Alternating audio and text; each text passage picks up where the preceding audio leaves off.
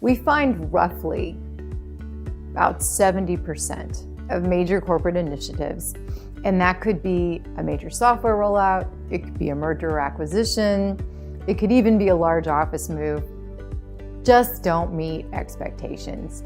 They might not meet return on investment expectations, it could be they're way over schedule, or people just aren't happy. We've all been there. My job as a change management consultant is to make sure your project isn't one of those. How do I do that? There's three major components to what I do: stakeholder analysis, communication, and training. Stakeholder analysis consists of a series of one-on-one confidential interviews with people at all levels of your organization and different departments, and potentially even external folks like your vendors, your customers, or shareholders. The idea is to uncover those risks to the change at the front end of the project.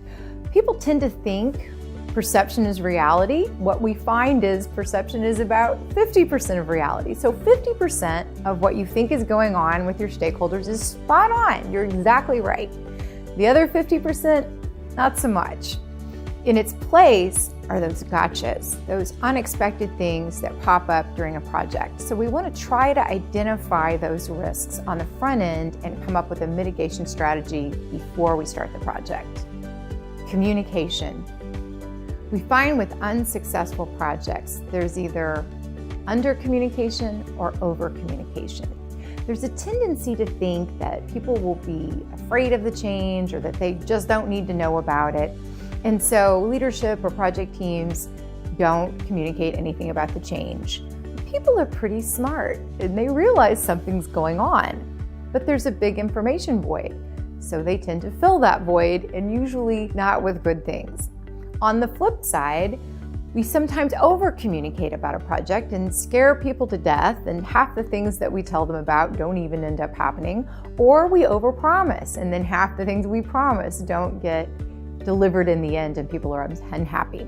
So it's very important that we control that message and get that information out at the appropriate time and in the appropriate manner to stakeholders throughout the project. Training. Usually we realize with any change, there will need to be some training. And training could be anything from an email that says, yesterday we called this number, today we call this number, to instructor-led training. It just depends on the project and the type of change. What happens is training tends to come later in the project when we've got project fatigue and budgets are starting to get kind of thin, and sometimes it ends up being more of an afterthought and just not adequate.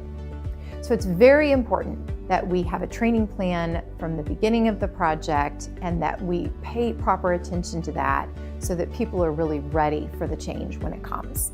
So with proper change management, the goal is to take stakeholders from a place of uncertainty and concern to a place of ownership, acceptance, and possibly even delight at the change.